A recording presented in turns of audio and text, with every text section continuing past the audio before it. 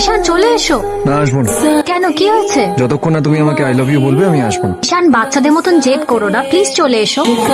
ওকে, আমাদের জার্নি তো সবে শুরু হলো, আমাকে একটু টাইম দাও। আমি কাল সকালে তোমাকে আমার ডিসিশনটা বলে দিচ্ছি। চলে এসো। আমার চোখ খুশিকে খুঁজছিল, আমার মন বলছিল আমাদের আবার দেখা হবে। আমি একটা স্টেশনে ওকে হারিয়ে ফেলেছিলাম, কিন্তু 205 স্কোয়ার কিলোমিটারের এই শহরে আমি আবার ওকে ফিরে পাবো এই বিশ্বাস নিয়ে আমি আবার কলকাতায় পা রাখলাম। আমি অনেক জায়গায় ওকে খুঁজেছিলাম কিন্তু কোথাও পাইনি। 3 মাস 10 দিন কেটে গেল, কলেজ জয়েন করলাম। কতদিন ওই মেয়েটাকে মিস করবি? ঈশান, কলেজ ভালো লাগছে? হ্যাঁ মা। সিনিয়ররা সবাই আছে কিন্তু। কি কথা বলতে পারিস না? সিনিয়রদেরকে রেসপেক্ট করতে জানিস না? আমার বাবা কিন্তু প্রিন্সিপালের বন্ধু, আমাদেরকে র্যাক করলে কমপ্লেন করবে। কমপ্লেন করবি বলেছিলিস না? আমার ভুল হয়ে গেছে।